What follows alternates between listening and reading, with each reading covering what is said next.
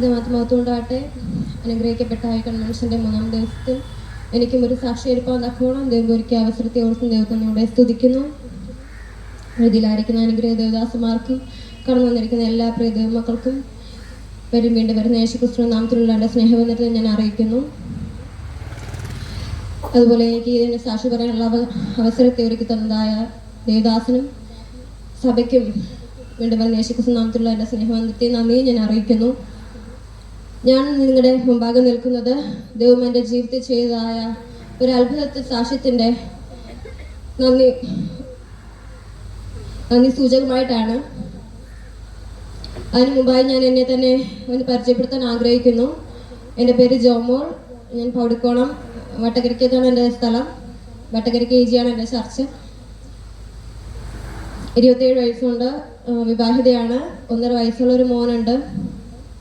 ഞങ്ങളുടെ ഭവനത്തിൽ ഞാൻ, അമ്മ, ഹസ്ബൻഡ്, കുഞ്ഞ്, ഞങ്ങൾ 4 പേരാണുള്ളത്. വിവാഹം കഴിഞ്ഞ് 2.5 വർഷമായിരിക്കുന്നു. കർത്താവിൻ്റെ കൃപയാൽ ഇതുവരെയും സന്തോഷത്തോടെ മുന്നോട്ട് പോകുന്നു. എന്നാൽ കഴിഞ്ഞ 2024 എന്ന് പറയുന്ന ഒരു കാലഘട്ടം ഞങ്ങളുടെ ജീവിതത്തിൽ പലവിധമായ ഭാരങ്ങളും ബുദ്ധിമുട്ടുകളിലൂടെ കടന്നു പോയൊരു സമയമായിരുന്നു. 2024 ആദ്യ മാസങ്ങളെന്ന് പറയുന്നത് ഞങ്ങളുടെ കുടുംബപരമായി ഞങ്ങൾ വല്ലാത്തൊരവസ്ഥയിലൂടെയൊക്കെ കടന്നു പോകുന്ന ഒരവസ്ഥയായിരുന്നു. മാനസികമായി ഞങ്ങൾക്ക് പലവിധമായ ബുദ്ധിമുട്ടുകളും ഒറ്റപ്പെടലുകളും ഒക്കെ കുടുംബത്തിൽ അനുഭവിച്ചു. അങ്ങനെ ഇനി എങ്ങനെ മുന്നോട്ട് പോകണമെന്ന് അറിയാത്തൊരവസ്ഥയിൽ കൂടെ ഞങ്ങൾ മുന്നോട്ട് പോകുന്ന ഒരു സമയത്താണ് വേറൊരു പ്രതികൂലം ഞങ്ങളുടെ ജീവിതത്തിൽ ഒട്ടും പ്രതീക്ഷിക്കാതെ കടന്നു വരാനിടയായത്. കഴിഞ്ഞ ജൂലൈ മാസം 24-ാം തീയതി അല്പവിധമായ ജലദോഷം, വിട്ടുള്ള പനി, അങ്ങനെ അടുത്തുള്ള ഹോസ്പിറ്റലിൽ പോയി കാണിക്കാനിടയായി. അപ്പോൾ അവിടെ ചെന്ന് പോയി ബ്ലഡ് ടെസ്റ്റ് ചെയ്തപ്പോൾ ഡോക്ടർ പറഞ്ഞു, പുള്ളിക്കാരിക്ക് കൗണ്ട് ഒരുപാട് കുറവാണ്, ബ്ലഡ് ശരീരത്തിൽ ഒരുപാട് കുറവാണ്, നിങ്ങൾ ഉടനെ മെഡിക്കൽ കോളേജിൽ പോകാൻ പറഞ്ഞു. അപ്പോൾ ഞങ്ങൾ കുഞ്ഞുള്ളത് കൊണ്ട് ഹോസ്പിറ്റലിൽ പോകാൻ മടിച്ചു. അപ്പോൾ ഞങ്ങളുടെ അവസ്ഥ കണ്ടിട്ട് ഡോക്ടർ പറഞ്ഞു, എന്നാൽ ഞങ്ങൾക്ക് ഒരു ട്രിപ്പ് ഇട്ട് നോക്കാം, കുറേ കൗണ്ട് കൂടുന്നുണ്ടെങ്കിൽ മെഡിക്കലിൽ പോകണ്ട എന്ന് പറഞ്ഞു. അങ്ങനെ ഒരു ട്രിപ്പ് ഇട്ടു. പിന്നെ ഞങ്ങൾ കൗണ്ട് മടങ്ങി വന്നു. പിറ്റേന്നും പോയി വീണ്ടും കൗണ്ട് ടെസ്റ്റ് ചെയ്തപ്പോൾ തലേ ദിവസത്തേക്കാളും വീണ്ടും ഒരുപാട് കൗണ്ട് കുറഞ്ഞു. അപ്പോൾ ഡോക്ടർ പറഞ്ഞു, ഇനി പറ്റില്ല, നിങ്ങൾ ഉടനെ മെഡിക്കൽ കോളേജിൽ പോകാൻ പറഞ്ഞു. അതുപോലെ എനിക്ക് ഡെങ്കു പോസിറ്റീവ് കാണിച്ചു. അങ്ങനെ ഞങ്ങൾ ഉടനെ മെഡിക്കൽ കോളേജിൽ പോയി. അവിടെ പോയി വീണ്ടും എനിക്ക് ബ്ലഡ് ടെസ്റ്റ് ഒക്കെ ചെയ്തു അഡ്മിറ്റ് ആക്കി. അപ്പോൾ അവിടെ ചെന്ന് നോക്കിയപ്പോൾ ഡെങ്കു നെഗറ്റീവായി. പക്ഷേ വീണ്ടും കൗണ്ട് ഒരുപാട് കുറയുന്നു. HB ഒക്കെ 3.9 ആയി. അപ്പോൾ അവരെനിക്ക് ബ്ലഡ് അടച്ചു. അപ്പോൾ എന്തുകൊണ്ടാണ് ഇങ്ങനെ കൗണ്ട് കുറയുന്നത് നോക്കി ബ്ലഡ് ടെസ്റ്റുകളൊക്കെ ചെയ്തു. അപ്പോൾ വല്ലാതെ ഭാരം തോന്നി. മെഡിക്കൽ കോളേജിലായാലും കുഞ്ഞിനെ കൊണ്ട് പോകാൻ കുറച്ച് ബുദ്ധിമുട്ടാണ്. അവനെ പിരിഞ്ഞ് നിൽക്കാൻ വീട്ടിൽ അമ്മ മാത്രമേ ഉള്ളൂ. എൻ്റെ അടുത്ത് നിൽക്കാൻ അമ്മയേ ഉള്ളൂ, ഹസ്ബൻഡേ ഉള്ളൂ. അങ്ങനെ ഒരു വല്ലാത്ത ഭാരം ഉണ്ടായെങ്കിലും ഒരാഴ്ച അല്ലേ ഉള്ളൂ എന്നുള്ള ചിന്തയിൽ ഞങ്ങളായിരുന്നു. അങ്ങനെ അവർ ടെസ്റ്റൊക്കെ ചെയ്തു. റിസൾട്ട് പിറ്റേന്നായപ്പോൾ റിസൾട്ട് വന്നു.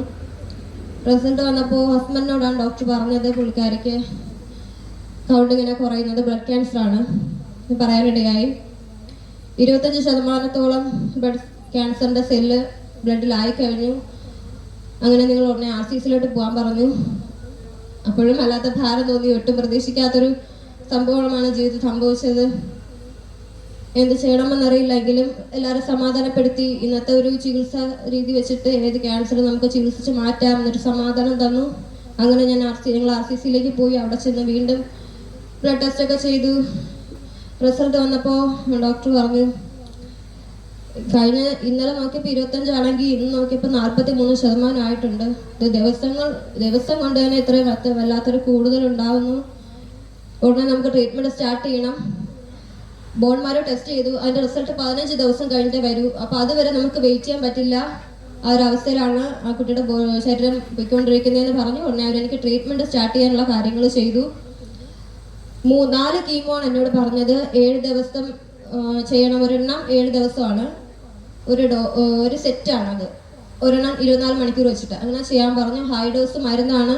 കീമോ എടുക്കുമ്പോൾ എന്ത് സംഭവിക്കാം, അതുകൊണ്ട് നിങ്ങൾ ആ ഒരു കാര്യം മനസ്സിൽ വെച്ചിട്ട് വേണം കീമോയ്ക്ക് വേണ്ടി ഒരുങ്ങാനെന്നൊക്കെ പറഞ്ഞു. അങ്ങനെ എനിക്ക് കീമോ സ്റ്റാർട്ട് ചെയ്തു. 2 ദിവസം കീമോ എടുത്തു. 3-ാമത്തെ ദിവസമായപ്പോൾ എനിക്ക് ശരീരത്തിൽ വല്ലാത്ത ബുദ്ധിമുട്ട് അനുഭവിച്ചു. ഭയങ്കര വിറയലും, എനിക്ക് ഇതുവരെ മനസ്സിലാത്ത രീതിയിലുള്ളൊരു വിറയലായിപ്പോയി. വല്ലാത്തൊരു ബുദ്ധിമുട്ട്. 106 ഡിഗ്രി പനിയായി. BP ഒക്കെ ഒരുപാട് ഡൗൺ ആയിക്കൊണ്ടിരിക്കുന്നു. 39 ആ ഒരു രീതിയിലൊക്കെ പോകാനിടയായി. അപ്പോൾ ഡോക്ടർ എല്ലാവരും എൻ്റെ അടുത്ത് കൂടി. എനിക്ക് ഓർമ്മ ഇല്ലാതാവുന്നത് പോലെ എനിക്ക് മനസ്സിലായി. അപ്പോൾ എൻ്റെ ഒരു സഹോദരിയാണ് എനിക്കപ്പോൾ ഉള്ളത്. പുള്ളിക്കാരിയോട് പറയുന്നുണ്ട്, നമുക്കിനി ഒന്നും ചെയ്യാൻ പറ്റില്ല, അറിയിക്കാനുള്ളവരൊക്കെ അറിയിക്കാൻ പറഞ്ഞു. പുള്ളിക്കാരി മരണത്തിൻ്റെ അവസ്ഥയിലോട്ടാണ് പോകുന്നതെന്ന് പറഞ്ഞു. ഞാനും അത് കേട്ടു, എനിക്കും അത് മനസ്സിലായി. ഞാൻ ആ ഒരു അവസ്ഥയിലാണ്. എൻ്റെ ശരീരത്തിൽ നിന്ന് ഒരു ഭാരം എനിക്ക് വിട്ടു പോകുന്നത് പോലെയൊക്കെ എനിക്ക് മനസ്സിലായി. വല്ലാത്ത ഭാരം തോന്നി. എൻ്റെ കുഞ്ഞിനെ പോലും ഒന്ന് കാണാൻ പറ്റാത്തൊരവസ്ഥ, വല്ലാതെ ഭാരപ്പെട്ടു. എൻ്റെ കുടുംബത്തെ ഒന്ന് കാണണമല്ലോ ദൈവമേ എന്നൊക്കെ വരെ ഞാൻ ആഗ്രഹിച്ചു. ഡോക്ടർ എല്ലാം ഇനി കിട്ടില്ല എന്ന് പറഞ്ഞു. ഞാനത് കേട്ടു. ആരാവസ്ഥയിൽ തന്നെ ഞാനും ചിന്തിച്ചു. പക്ഷെ ആ ഒരു ചിന്ത മനസ്സിൽ വന്നു കഴിഞ്ഞ ഉടനെ തന്നെ മനസ്സിൽ ഒന്നും സംഭവിക്കില്ല, എനിക്ക് സാക്ഷി പറയണം, വേല എന്നൊരു ബാധ്യത ഉണ്ട്, അത് ചെയ്യണം എന്നാരും പറയുന്നത് പോലെയാണോ എനിക്കറിയില്ല. അതിൻ്റെ മനസ്സിൽ അങ്ങനെ തോന്നി. അതോടെ എനിക്ക് എൻ്റെ ഓർമ്മ നഷ്ടപ്പെട്ടു. പക്ഷെ കുറെ കഴിഞ്ഞ് എനിക്ക് ഓർമ്മ വന്നു. അപ്പോഴാണ് ഡോക്ടർമാർ എൻ്റെ സഹോദരിയോട് പറഞ്ഞത്, ഞാൻ മരിച്ചു എന്നാണ് അവർ പറഞ്ഞത്. പക്ഷെ മരണാവസ്ഥയിൽ എൻ്റെ ദൈവം എനിക്ക് വീണ്ടും ജീവനെ തന്നു. ഇതുവരെയുള്ള എൻ്റെ അറിവിൽ ദൈവം പലരെയും മരണത്തിൽ നിന്ന് ഉയർപ്പിച്ചിട്ടുണ്ട്, രോഗികൾക്ക് അത്ഭുത വിടുതൽ കൊടുത്തിട്ടുണ്ട്. അതൊക്കെ കേട്ടറിവ് മാത്രമായിരുന്നു. പക്ഷേ അതും എൻ്റെ ജീവിതത്തിൽ 6ാമത്തെ വയസ്സിൽ എനിക്ക് അനുഭവിച്ചറിയാൻ ഒരു അവസരം ദൈവം തന്നു. വേല എന്നൊരു വാഗ്ദത്തം പല സമയം ഞാൻ കേട്ടിട്ടുണ്ട്. പക്ഷെ അതിനൊന്നും മാനസികപരമായ ചിന്ത വെച്ച് ഒരു ആഗ്രഹമില്ലായിരുന്നു. പക്ഷെ അവിടെ വെച്ച് എൻ്റെ RCCയിൽ വെച്ച് എൻ്റെ 26ാമത്തെ വയസ്സിൽ ദൈവം എന്നെ ആ തീരുമാനം എടുപ്പിച്ചിട്ട് ശേഷമാണ് എൻ്റെ ദൈവം എനിക്ക് ആയുസിനെ തന്നത്. അങ്ങനെ അവിടെ നിന്ന് വീണ്ടും എന്നെ ICUലോട്ട് മാറ്റി. 2 ദിവസം കഴിഞ്ഞ് ഡിസ്ചാർജ് ചെയ്ത്, കീമോനെ തുടരാൻ പറ്റില്ല എന്ന് പറഞ്ഞു ഡിസ്ചാർജ് ചെയ്ത് വീട്ടിൽ വിട്ടു. ബോൺമാരുടെ റിസൾട്ട് വരുമ്പോൾ ഡോക്ടറെ ഒന്ന് കാണാൻ പറഞ്ഞു. അങ്ങനെ ഞങ്ങൾ അത് കഴിഞ്ഞ് റിസൾട്ടുമായിട്ട് ഡോക്ടറെ ചെന്ന് കണ്ടപ്പോൾ ഡോക്ടർ പറഞ്ഞു, പുള്ളിക്കാരുടെ അസുഖം ഭയങ്കരമായിട്ട് കൂടി, 73% ക്യാൻസർ സെല്ലായി. ഇതിൽ 1,00,000 ഒരാൾക്ക് മാത്രം വരുന്ന ഒരു ബ്ലഡ് ക്യാൻസർ ആണ്.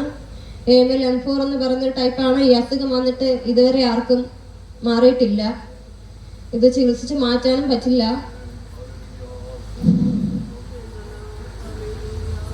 നമുക്കിതിനെ കീമോ ഒക്കെ ചെയ്ത് കൺട്രോൾ ചെയ്ത് കൊണ്ട് പോകാന്നുള്ളതല്ലാതെ ഇതിനെ പൂർണ്ണമായിട്ട് മാറ്റാൻ പറ്റുമെന്നൊരു പ്രതീക്ഷ നിങ്ങൾ വെക്കരുതെന്ന് പറഞ്ഞു. ഉടനെ കീമോ സ്റ്റാർട്ട് ചെയ്യണം. ഇനി കീമോ സ്റ്റാർട്ട് ചെയ്താലും എന്നെ കിട്ടില്ല എന്ന് എന്നെ പറഞ്ഞു. കുഞ്ഞിനെ ഓർത്തിട്ടും പിന്നെ കുടുംബത്തെ ഓർത്തിട്ടും വല്ലാതെ ഭാരം തോന്നി. എങ്കിലും ദൈവത്തിലൊരു വിശ്വാസം ഉണ്ടായിരുന്നു, ദൈവം നിർത്തും എന്നുള്ളത്. വൈദ്യശാസ്ത്രവും ഡോക്ടർമാരെല്ലാം കൈയൊഴിഞ്ഞു. അനേകം ദൈവമക്കളോടും ദേവദാസന്മാരോടൊക്കെ ഞങ്ങളുടെ അവസ്ഥ പങ്കുവയ്ക്കാനിടയായി. അവരുടെ ആത്മാർത്ഥമായിട്ട് തന്നെ ഞങ്ങൾക്ക് വേണ്ടി പ്രാർത്ഥിച്ചവരെല്ലാം നിങ്ങളുടെ തീരുമാനം ദൈവത്തിൽ ഉറയ്ക്കുന്ന നിമിഷം നിങ്ങൾക്ക് വിടുതൽ കിട്ടുമെന്ന് പറഞ്ഞു. ഞങ്ങൾ തീരുമാനം ദൈവസന്നിധിയിൽ വെച്ച് വീണ്ടും ഞങ്ങൾ പ്രാർത്ഥിച്ചു. അങ്ങനെ ഡോക്ടർ പറഞ്ഞതനുസരിച്ച് അടുത്ത കീമോയ്ക്ക് ഞങ്ങൾ അഡ്മിറ്റായി. അടുത്ത് വീണ്ടും കീമോ സ്റ്റാർട്ട് ചെയ്തു. അതും അതുപോലെ തന്നെ ഹൈഡോസ് വരുന്നതാണ് എന്ന് സംഭവിക്കുക എന്നൊക്കെ പറഞ്ഞു. വീണ്ടും ഞാൻ അവിടെ RCCയിൽ അഡ്മിറ്റായി. RCC കിടക്കുമ്പോൾ എനിക്ക് ചുറ്റും ഒരുപാട് രോഗികളുണ്ട്.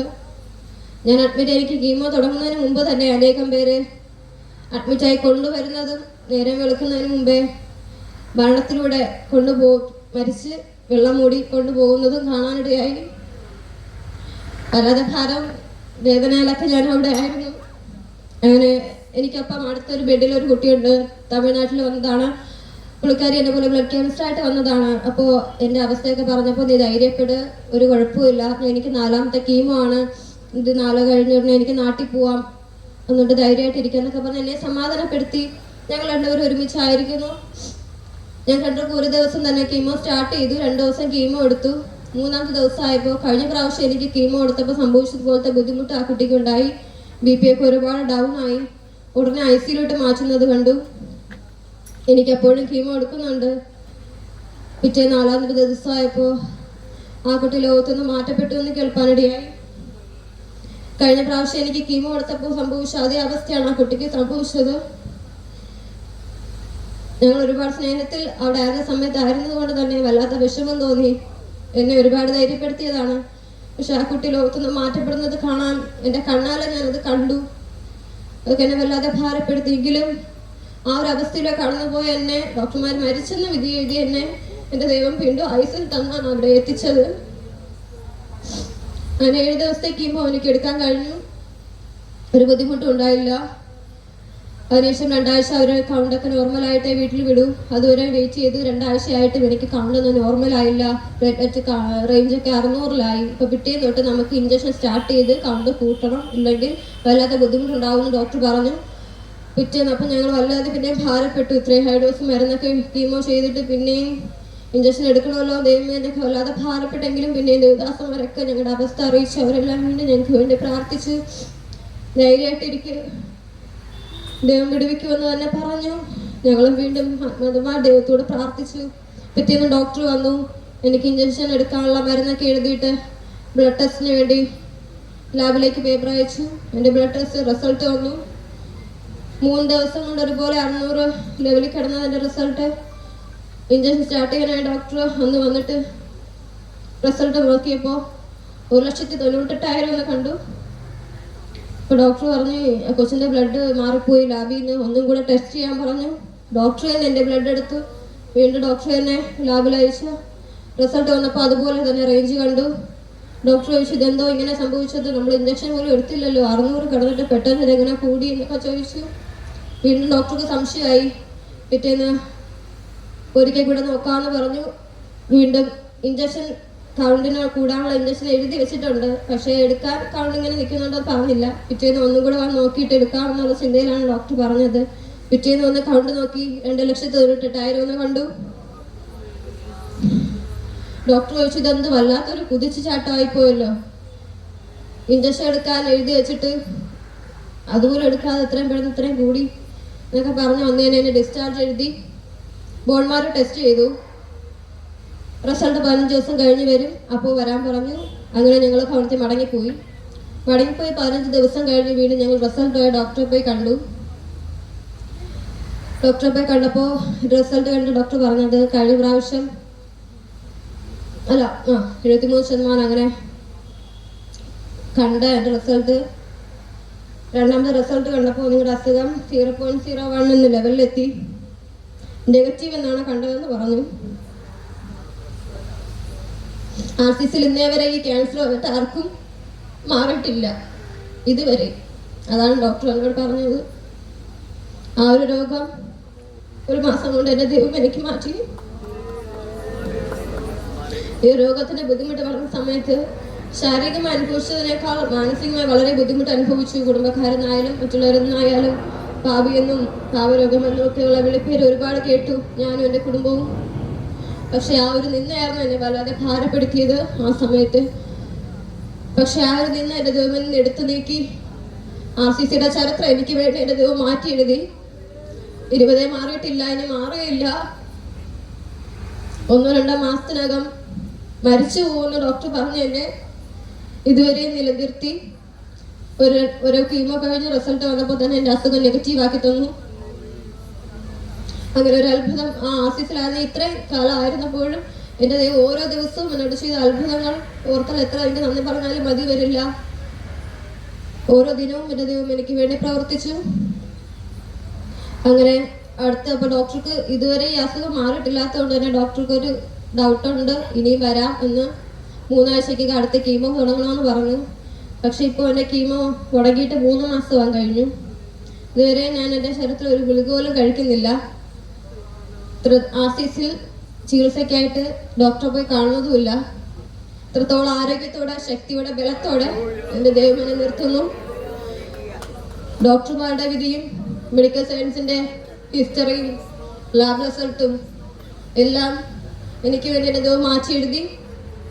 ഇത്രത്തോളം വിടുതലോടെ ശക്തിയോടെ ബലത്തോടെ മരണത്തിൽ നിന്ന് എൻ്റെ ദൈവം എന്നെ വിടുവിച്ച് ഇത്രത്തോളം അത്ഭുതത്തോടെ എൻ്റെ ദൈവം നിലനിർത്തിയിരിക്കുന്നു. അതുകൊണ്ട് തന്നെ ദൈവസ്ഥാനിലെടുത്ത ഒരൊറ്റ തീരുമാനം, അല്ലെങ്കിൽ ദൈവമക്കളുടെ പ്രാർത്ഥനയാണ് നിമിഷം വരെ എന്നെ നിലനിർത്തിയത്. ദൈവം ഡോക്ടർമാരെ കൈയൊഴിഞ്ഞപ്പോൾ ദൈവം മാത്രമാണ് എന്നെ താങ്ങിയത്. ആ ദൈവത്തിൽ ഞാൻ ഇപ്പോഴും വിശ്വസിക്കുന്നു. തള്ളപ്പെട്ട സ്ഥാനത്ത് ദൈവം എനിക്ക് വേണ്ടി പ്രവർത്തിച്ചു. ആ ദൈവം നിങ്ങളെയും വിടുവിപ്പാനും പരിപാലിക്കാനും ഒരു നിന്നയ്ക്കും ദൈവത്തിൽ ആശ്രയിച്ച് നമ്മളെ കൈവിടില്ല. എന്റെ കയ്യിലിരിക്കുന്ന ഈ 2 റിസൾട്ട്, ഒരിക്കലും അതിന്റെ അസുഖം മാറില്ല എന്നുള്ള ഒരു റിസൾട്ടും 2 മാസത്തിനിടയ്ക്കുള്ള റിസൾട്ടിൽ എന്റെ അസുഖം നെഗറ്റീവ് ആയി എന്നുള്ള 2 റിസൾട്ടുമാണ് ഇരിക്കുന്നത്. അത്രത്തോളം ദൈവം എന്നെ നിലനിർത്തി. ആ ദൈവം നിങ്ങളെയും വിടുവിപ്പാൻ ശക്തനെന്ന് ഞാൻ വിശ്വസിക്കുന്നു. ആ ദൈവത്തിൽ ആശ്രയിച്ചാൽ ഒരു നാളും ദൈവം നമ്മളെ ഉപേക്ഷിക്കില്ല. ആ ദൈവത്തിലുള്ള ആശ്രയം വെച്ച് അന്ത്യം വരെ നിലനിൽക്കണമെന്ന് പറഞ്ഞുകൊണ്ട് എന്റെ ചെറിയ സാക്ഷ്യത്തിന് ഇരുന്നോളുന്നു. ദൈവം നമ്മളെ ഏവരെ അനുഗ്രഹിക്കുമാറാകട്ടെ. ആമേൻ.